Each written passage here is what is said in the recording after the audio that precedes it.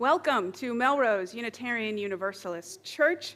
Our service today is called We Give Thanks, a Three Sisters Communion. Good morning. Oh, let's try harder. Good morning. Thank you. I am the Reverend Dr. Suzanne Trilligator. My pronouns are she and her, and I am glad to see you all. I am grateful for all of you and for this wonderful community and our opportunity to gather this morning. Our church is a vibrant, caring community dedicated to love and service. If you're joining us for the first time, know that we have a greeter here to answer any questions you might have. Today's greeter is Kathy Sang. She's waving at you there. So again, look at her and ask her any questions you might have. Thanks also to today's usher, Wendy Mastronardi, and to our coffee hosts, Michelle DeVoe and Paul Belfonte. This church runs on volunteers. Thank you very much.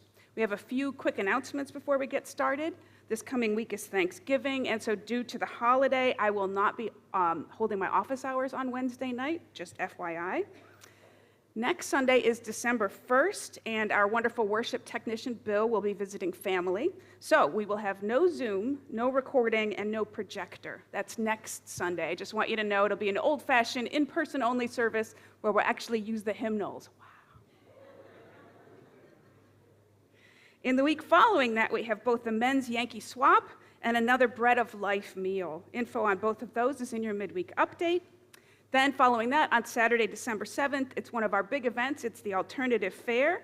We're now accepting donations for the White Elephant table. I saw a box in Parish Hall. Please drop off your gently used or unused re-giftable items in the bin. Proceeds for that table go to the Immigrant Support Alliance, so it's important. One more announcement from our auction committee, and I will give it in their stead this morning. Here's the auction announcement. Live in Melrose, it's Saturday night. On February 1st, we'll have our annual auction, this time celebrating 50 years of Saturday Night Live with our own take on this long-running TV show. But right now, the auction committee is looking for donations to make this event a huge success. There'll be a table set up in Parish Hall today after worship where you can fill out a form to donate any goods or services. There's also a link to an online form in the midweek update. Your donations of a home-cooked meal, cookie of the month, drives to the airport, concert tickets, vacation weekends, or the ever-popular 4x4 will help make the auction a success. So stop by the table to donate or to ask questions like, what's a 4x4? Now on to today's service. Let me ask you a question. Do you ever struggle to feel grateful? Do you ever say to yourself, everything is terrible. I don't have anything to feel good about today? Sometimes I feel like that, I do. And I have to remind myself that gratitude is an intentional spiritual practice. It's as old as time and as universal as spirituality. And there's a lot of scientific studies these days that show that a practice of gratitude can increase your level of happiness, your satisfaction, and your daily functioning. So I practice gratitude even when I don't feel like it. And that's what today's service is all about. We are getting ready for Thanksgiving, getting ready for the holiday season with a practice of intentional gratitude.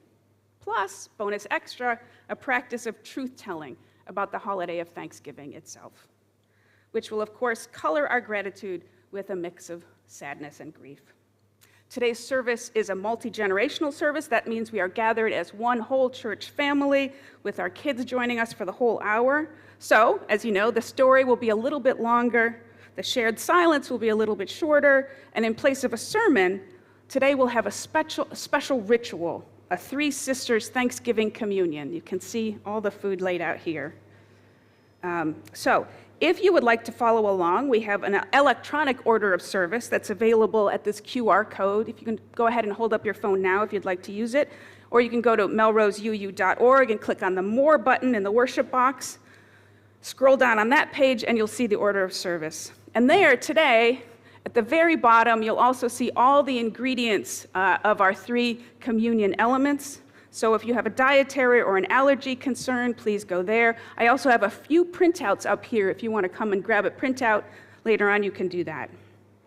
So now is a moment to have A good look at all of us around you, behind you, in front of you, to your left, to your right, and say, hello, good morning, welcome to worship. I'm grateful that you're here.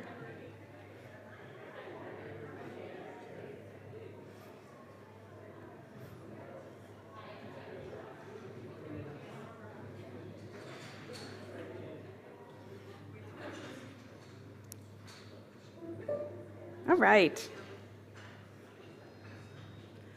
I call us to worship this morning with these words by the Reverend Laura Horton Ludwig.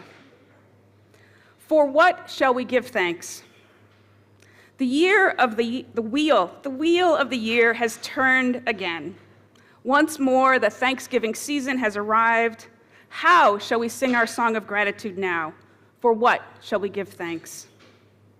For this moment, for friends near and far, for our breath, for love, for courage and clarity, for strength, for delight, for laughter, for beauty. For the tables round which we gather, for the food we enjoy with friends, seasoned with love and memory. For the sun and moon and stars in the sky, for the trees who have seen so much and still stand proud, stretching themselves to the sky. For the bright voices of children, for the wisdom of elders, for actions that bless the world, for hard work that makes a difference, for music and art and celebration, for generosity, for compassion, for endurance, for joy, for hope.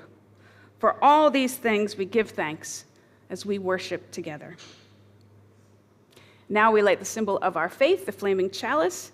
Here to light it for us this morning is Charlie Kelly, who serves on our board. Thank you, Charlie.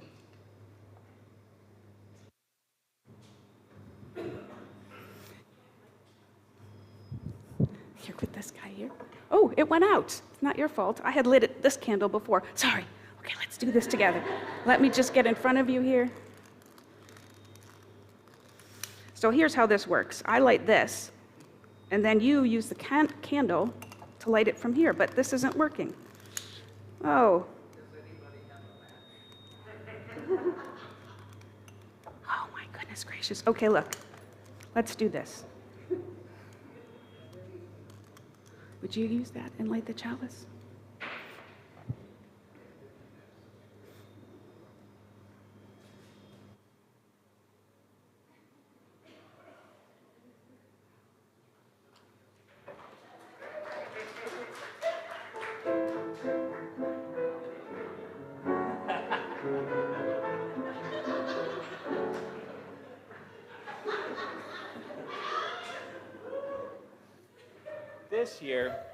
This year, we are experimenting with some new options for our covenant space here in worship.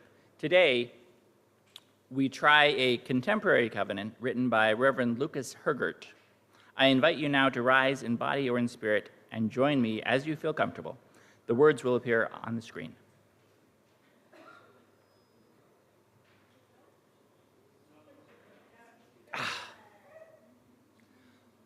Love is the doctrine of this church. Our faith in each other is its sacrament. Working for justice and living with compassion is its prayer. Reverently, we covenant together to side with love, to heal and not to harm, and to share hope with each other and with the world.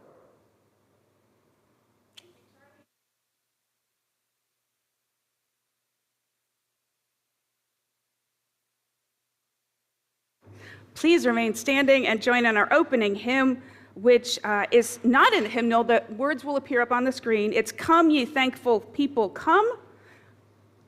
Words by Kendall Gibbons.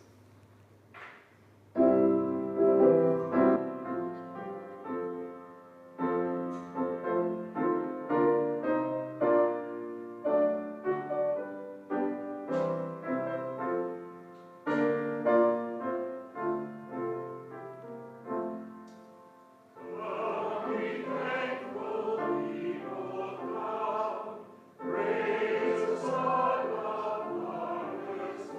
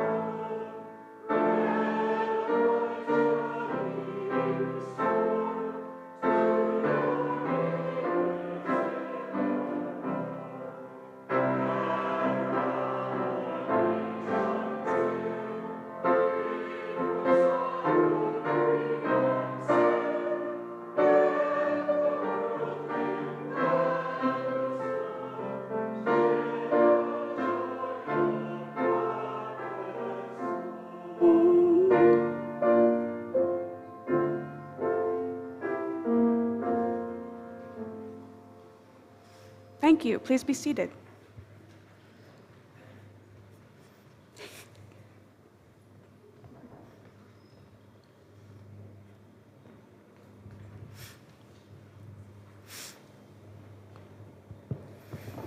Good morning.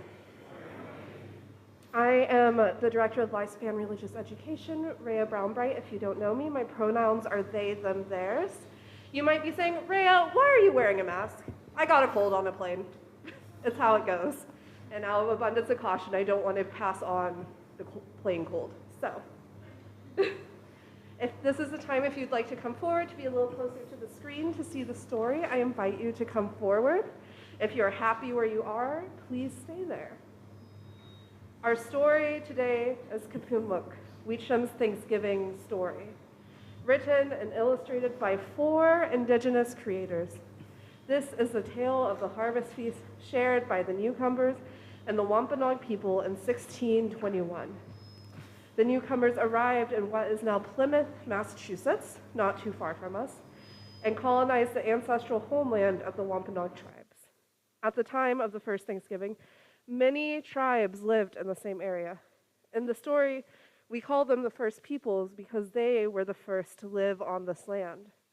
The Wampanoag people have taken care of their land and tended their gardens for at least 12,000 years. The Wampanoag people hunt, fish, and raise the 3 sisters, corn, beans, and squash. Over time, First Peoples developed deep knowledge about the way that many plants, often called medicine, help bodies and minds stay healthy. With that, we begin our story. I love our garden this time of year, said Maple. Me too. What shall we pick for lunch? Nokomis asked. How about crab apples? Maple suggested. No, choke cherries, Quill shouted. Those are both good medicines, Nokomis said. How about some Weecham as well? What do you think Nokomis means? Anyone know? It means grandma. Yes, Maple replied. She is such a good big sister to beans and squash. The 3 sisters, they grow together, Quill said. You're right. They feed people all over Turtle Island, Nokomis said. And they have many stories to tell. Can you tell us a story? Quill asked. How about time Weecham asked our Wampanoag ancestors to help the pilgrims? Nokomis replied. The first Thanksgiving? Maple asked. Some people call it that, Nokomis said. We call it Kapunamuk, the time of harvest. Here's what really happened. One frosty fall morning a long time ago, a large boat with white sails approached the shore. Seagulls cried above the boat, squawking. Now people are coming, new people are coming. Hearing the news, Weecham stretched her weary ears toward the sky. Who are these new people? She asked. 2 winters had passed since many of the first people who cared for Weecham passed on to the spirit world. Those who were not taken by sickness found new homes to ease their heavy hearts and rebuild their lives. Weecham feared this winter would be her last and called up Fox for help. Fox looked at Weecham. Should we trust these newcomers, he asked. Stay close and watch what they do, Weecham told Fox. Fall turned to winter. Weechamon and other plants fell asleep. Fox watched the newcomers come ashore. He watched as they made their way into the forest. He watched them enter an abandoned wetu. He watched them take a cooking pot and basket of Weecham seeds. Don't take us away, the seeds cried. We are waiting for the first peoples to come back in the spring to prepare our beds. We must grow first. But the newcomers could not hear the seeds. Their ears did not know the voices of the land. Fox watched the newcomers build homes on top of an empty village. He watched as they searched for food, but could never find enough to eat. Many of the newcomers lost mothers, fathers, brothers, sisters, siblings during the long, cold winter. The first people watched as well. News traveled fast among nearby tribes that newcomers had arrived. Nobody was sure what to make of them. For many years, others have traveled across the sea to hunt, fish, and trade. Some were friendly and some were not. These new people seemed different. They were here to stay. Winter turned into spring. The sun warmed the earth. The newcomers continued their search for food. Weecham awoke from her long summer and thanked the Creator for another season. She and her sisters Bean and Squash pushed through the ground, reached towards the sky. Fox returned to share what he had seen. The newcomers were hungry, Fox told the three sisters. They took Weechamun's seeds, but they don't know how to help them grow. Other animals came to hear what Fox had to say. We should help, Weechamun said. I agree, Bean said. Our home is their home now. I think we should too, said Squash. People help us grow. We must help, Deer said. We agreed to feed the people. In return, they take care of the home we share. I wouldn't, said Fox. The newcomers don't know our world. Sometimes new people can seem scary, Rabbit said. The Creator tells us to help all living things. This is how the world works. Yes, Duck and Turkey agreed. It's settled, Weechamun, said Weechamun. We will send the first peoples to help the newcomers. Over the next few nights, Weechamun sent dreams to the first people with a message. Bring me and my sisters to the newcomers. They are hungry and need help. The first people listened. Their leader, Osunquin, visited the newcomers. He could see that they wanted peace. Osunquin introduced the newcomers to Tissaquantum. Spring turned into summer. Tissaquantum showed the newcomers how to raise Weechamun and her sisters Beans and Squash. He taught the newcomers how to feed fish and seaweed to Weechamun to help her grow. Would you ever think to put fish and seaweed in your garden? Yeah, I know. Maybe it's because I'm not from a coastal place, but it's a treat to hear. Soon, Weechamun's seeds pushed through the ground and climbed towards the sky. Beans wrapped around Weechamun's strong stalks. Squash stretched her vines across the ground. Weechamun's bed is cool and moist. Summer turned to fall. Weechamun brimmed with food. So did Beans and Squash. Weechamun smiled at the newcomers, thanked Tissaquantum and the first people for the help. Kipunuk, the time of harvest, had come. The newcomers prepared to feast and celebrate the first year in their new home. They fired muskets in celebration. Boom, boom, boom. Algonquin warriors and the other first peoples arrived. They feasted for 3 days. The meal changed both our lives and theirs forever. Many Americans call it a day of Thanksgiving. Many of our people call it a day of mourning.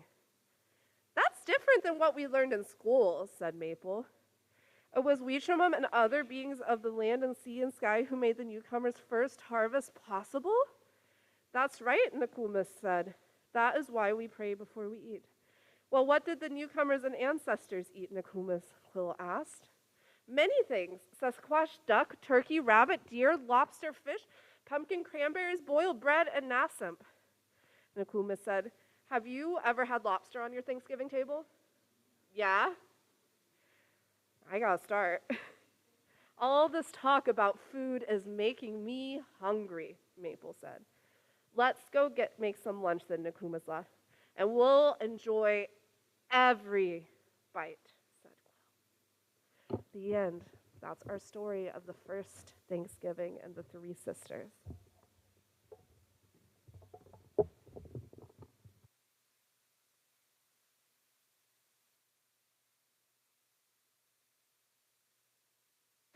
Every Sunday in our worship, we take time for quiet and meditation.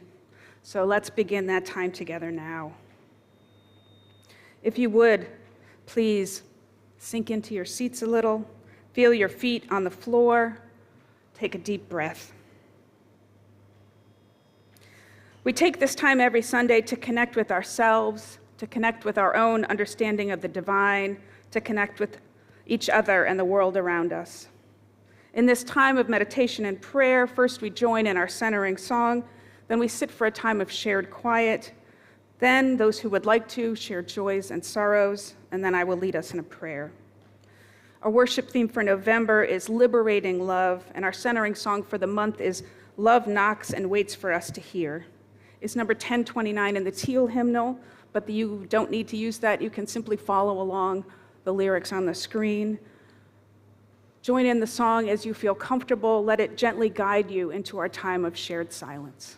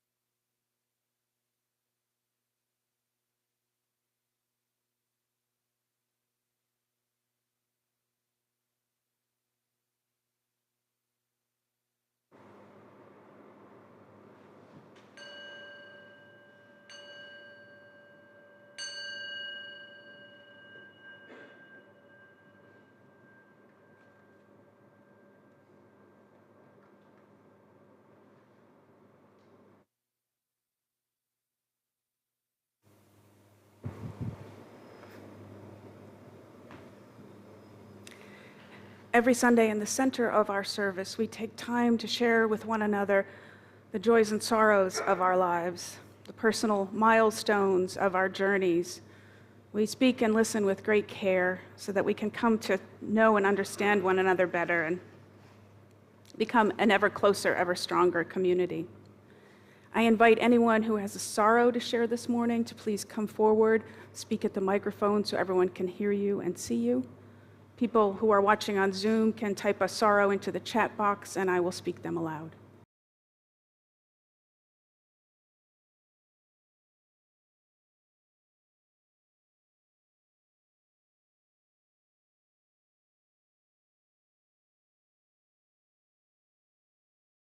Wendy, if you would please go ahead and light the other candle for all of the joys that were shared this morning and those joys that remain in our hearts this morning. Let the candle be a reminder to all of us to feel grateful for all the many, many blessings in our lives.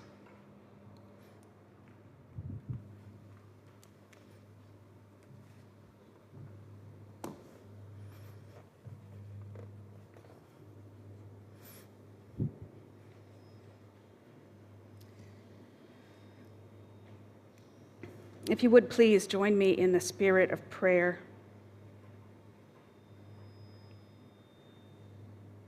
In the days ahead, many of us will gather with family and friends, people with whom we have long and maybe complicated relationships. It helps to prepare. I hope this prayer helps. Dear Spirit, great mystery that has blessed us with life, help us to feel grateful. We give thanks in this moment for lungs that breathe in and out, for hearts that beat, for bodies that work most of the time. We give thanks for this coming holiday gathering, however and with whomever we will spend it. We give thanks to be alive, to be able to mark the day in whatever way we choose. We give thanks for family, for friends, for those who gather around us in body or in spirit, in flesh or in memory. We give thanks for all those people who came before us, who, flawed and damaged as they were, loved us into being, shaped us into who we are now. We remember with gratitude. We give thanks for mothers and fathers, grandmothers and grandfathers. They did their best. We give thanks for wacky uncles and rebellious aunts, for rambunctious cousins and unexpected guests. We give thanks for long car rides, dashes through airports, and endless rounds of Monopoly. We give thanks for the awkward conversation, the strained pause, even the slammed door. We give thanks for disagreements that force us to grow and move and evolve.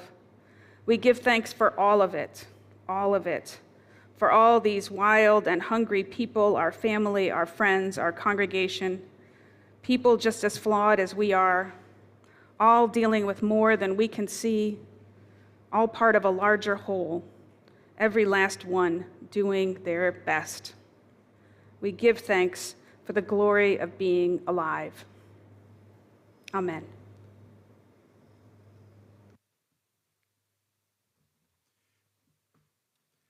Our church is self-funded, supported by your generous annual pledge. You may also give to our weekly collection, which we split every month with a worthy group via our Giving Beyond Our Walls program. Remote folks can donate using the orange button at the top right corner of our homepage at melroseuu.org. For November, the month of Thanksgiving, half of our collection plate will go to the Food Drive, a Melrose-based program. The Food Drive rescues available food from commercial and community sources and delivers it to people experiencing need. With 2 staff and 150 volunteers, they deliver food 7 days a week, all year long. The Food Drive is building food security through collaboration starting right here in Melrose.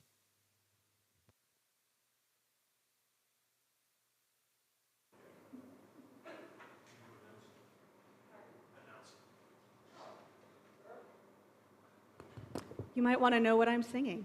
So today I'm doing Crowded Table, which many of you have probably heard. The group of Brandy Carlisle. Oh gosh, my brain is just not working right now. What is the supergroup? Do people know? Thank you, the Highway Women. I apologize. So yes, we're doing Crowded Table. Reverend Suzanne loves this one, and it's just a wonderful song. So.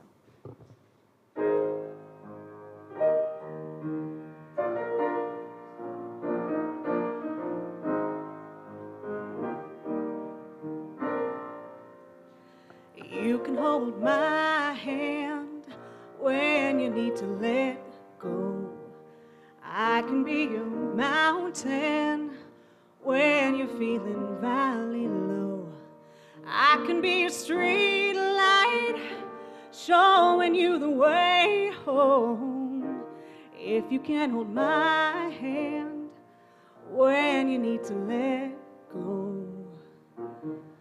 I want a house with a crowded table and a place by the fire for everyone. Let us take on the world while we're young and able, and bring us back together when the day is done. If you want a garden, you're gonna have to sow the seeds, plant a little happiness, let the roots run deep. If it's love that we give, then it's love that we reap. If you want a garden, we're gonna have to sow the seeds. Oh, I want a house with a crowded table and a place by the fire for everyone. Let us take on the world while we're young and able, and bring us back together when the day is done. The door is always open, your picture's on my wall. Everyone's a little broken and everyone belongs.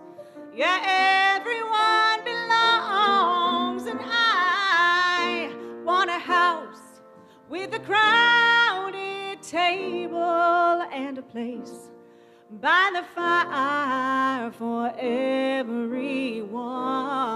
Let us take on the world while we're young and able, and bring us back together when the day is done.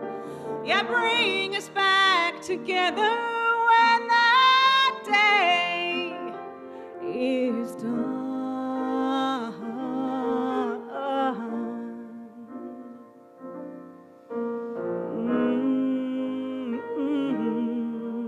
Day is done.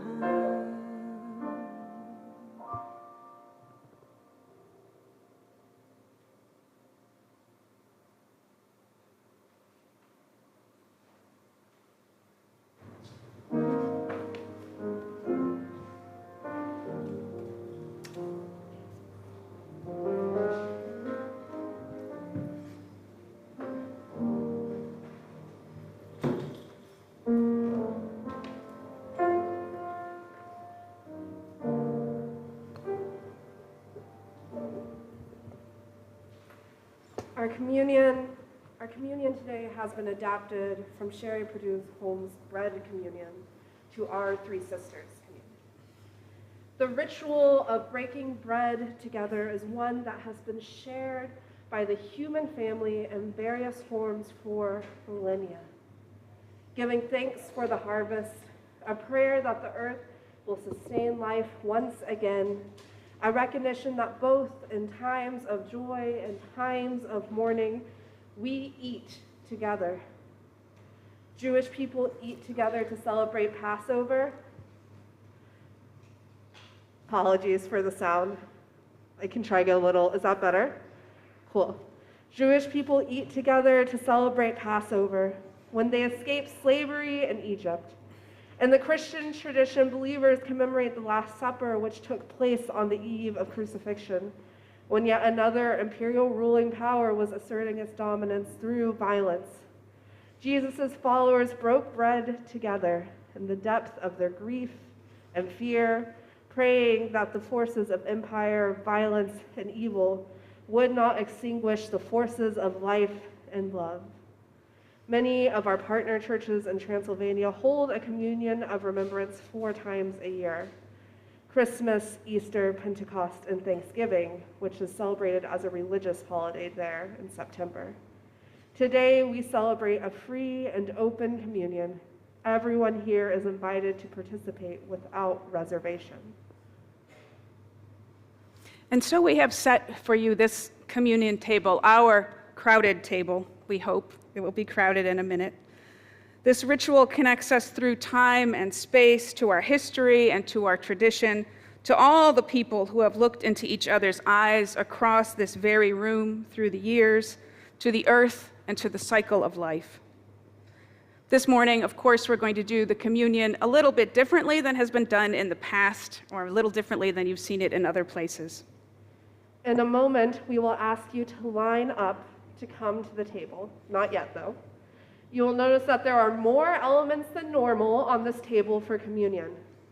Each item represents one of the three sisters: corn, beans, and squash. The story of three sisters. It is one shared by many Northern American indigenous tribes in our present day, yet we can originally trace it back, according to light research on Google, to the Haudenosaunee, who are from northern New York. As we move towards this communion, let us remember that Thanksgiving is both a time of deep mourning and time where we often find joy in being with each other. We can hold those things in tension. Communion is inherently a practice based in those tensions. The deep joy of promise and the deep sorrow of loss and pain caused by those with power. Each element here was made by me and made with love. The corn grows tall, reaching toward the sun, its roots reaching into the ground. When corn is picked, there are many ways it can be used. Corn can be dried and ground, and it becomes flour, or it could be turned into something new that way, such as cornbread. So let this corn remind us that we too can become new and different. Squash grows low to the ground. It helps keep the moisture in and nourish the other plants. When squash grows, it takes root and grows plentifully. If you've ever grown a squash, you know how much it grows. It helps feed those around us. May the squash be a reminder of our ability to aid the community around us. And third, we have beans. Beans are wispy. They need support to grow. The corn gives it to them. Yet, beans are also known for their endurance in many climates. May these beans offer us the blessings of strength and the knowledge that we can rely on others. Now, as you are ready, I invite you to come forward. Maybe let's come through the outside aisles, and then we can return through the center aisle. I would ask you in just a minute to take one of these compostable bowls here and gather each of these three elements. You could do it on either side here. There's two different stations. You can come behind the table too. If you'd like, we'd like you to gather some of each of them, but not to eat them yet, because I want us to eat them together in kind of a ritual fashion in just a moment. So, yes, we're going to do that. While Tom plays some lovely music for us, I invite people to come forward now. Maybe come forward through the sides and return through the center.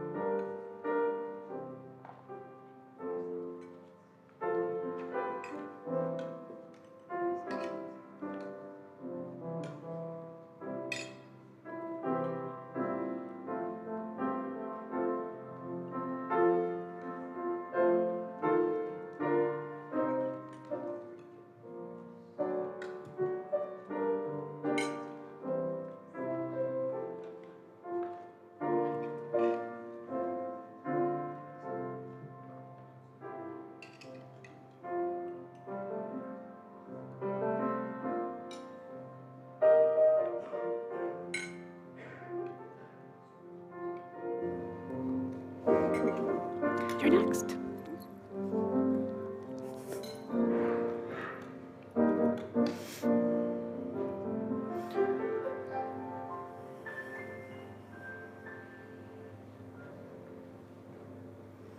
Beloved, let us know ourselves as one body. A body broken in our humanness, complicit in and impacted by systems of oppression that were established long before any of us were born. Systems such as the reason why Thanksgiving is often called a day of mourning. Brokenhearted as our compassion leads us to feel our suffering and that of others. It lets us understand that Thanksgiving is not a day of joy for all, but a reminder of the legacy of colonialism. Let us remember that when we eat corn, beans, and squash together, they became stronger in nutritional value to each other, just as we grow stronger when we come together. In just a moment, Rhea will ring the bell again, and when they do, I invite you to pick up your cornbread and break it, but do not eat it just yet. As the bread crumbles, you may notice this feels messy. It may crumble in a way where it lands on your shirt or on the ground. Let the mess remind us that there will always be messiness in our lives, complex, difficult messiness, and it is something beautiful to hold us together. Hold the broken bread and then notice what wells up in your broken heart in the moment, in this week, in this month, in this year. Then in shared silence together, allow a word or a phrase to come up in you that gives voice to some of the grief, perhaps, or pain or fear that might be on your heart this morning or in the world. When the bell rings again, you are invited to speak this word or phrase into our shared space, allowing words to tumble over words, trusting that the whole is larger than any one of us.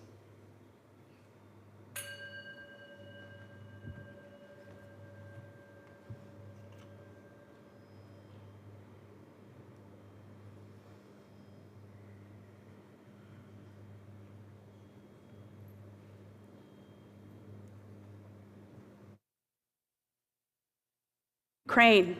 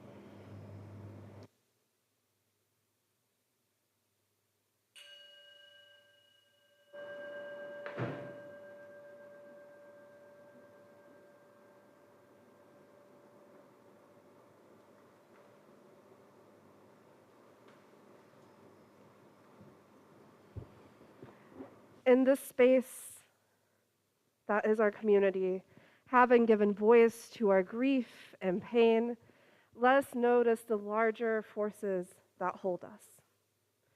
The earth, its large body which holds us, sustains us and gives us life. The floor, walls, and roof of this building, an ultimate mystery.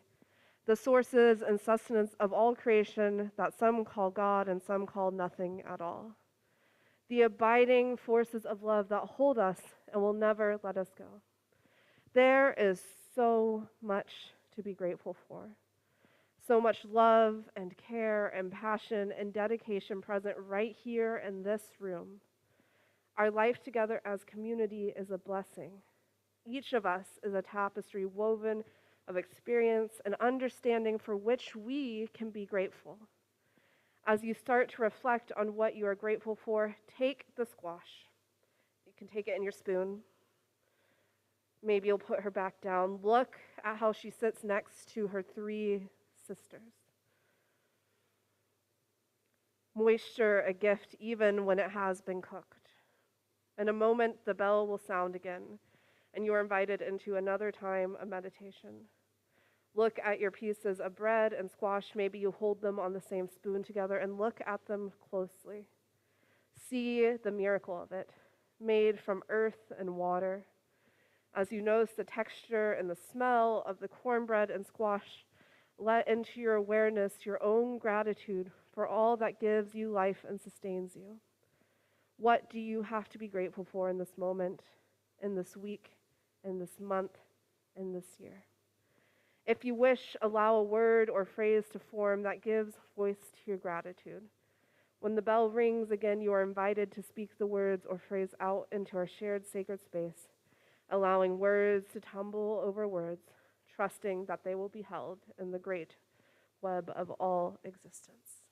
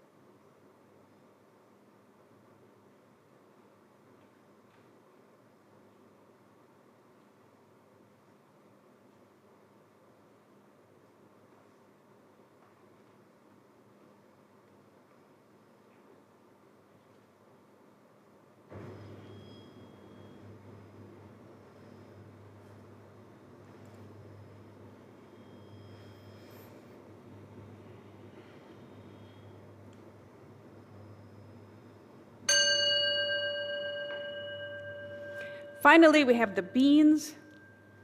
Take a look at your beans. Maybe you want to mix all this stuff together, representing the messy nature of us, of Thanksgiving, a holiday where many share joy and many share sorrow. Or maybe you will keep them separate. It's up to you.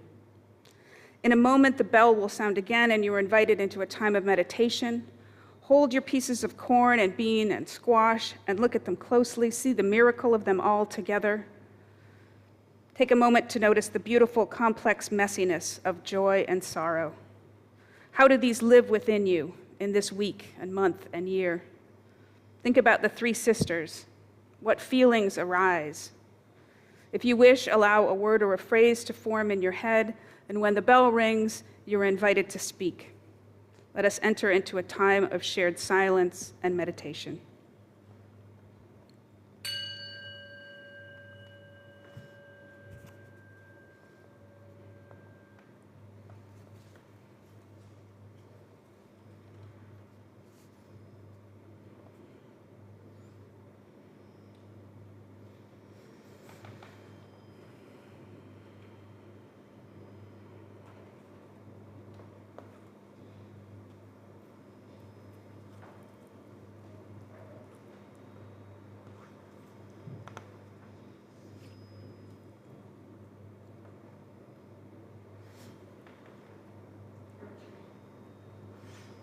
Gratitude.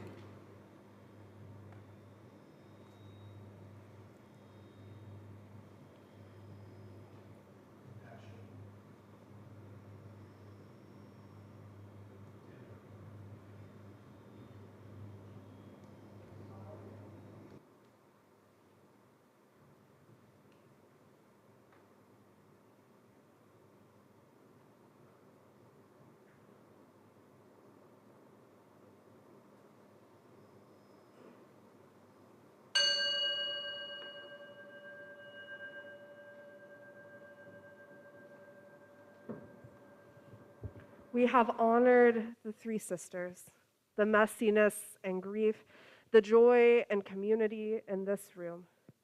Take a moment to look at those around you. Look into one another's face and see there the brokenness and the blessing, the reflection of our common humanity. We now take this chance to eat our communion together as one body, to eat of the fruit of the vine, the stalk, and of the wispy beans, to be nourished, to notice once again that the forces of life and love persist. So look to one another, and as you eat, send a blessing mentally to each other.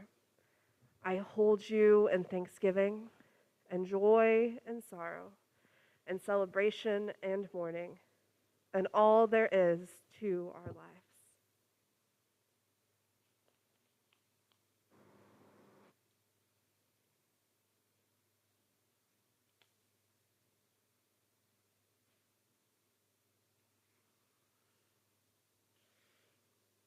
Please rise and body your spirit for our closing hymn. We sing now together number 167 in the gray hymnal.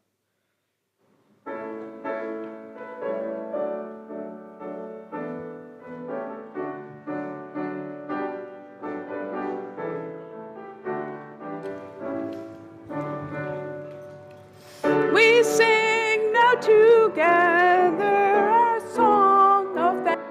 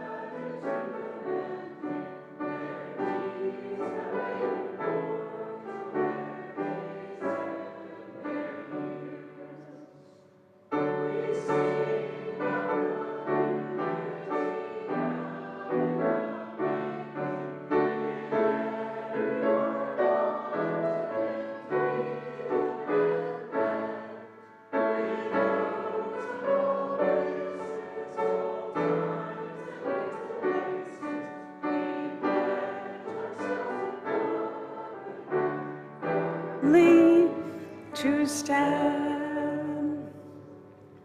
Please remain standing, if you will, and join me in the chalice extinguishing words. We extinguish the flame, but not the light of truth, the warmth of community, or the fire of commitment. These we carry in our hearts until we are together again. Thank you. Please be seated. Our worship has ended. After a brief postlude from Tom, I invite everyone to join us for further refreshments in Parish Hall, which is right down this way. I just want to say we have plenty of leftovers, so if before you'd like to come forward and have some more of the communion, please help yourself. The bowls and the spoons are compostable, and we have a bin for compostable cups in Parish Hall if you want to bring your things there, or you can leave them here and we'll tidy them up. Thank you so much for gathering with us in communion, and happy Sunday.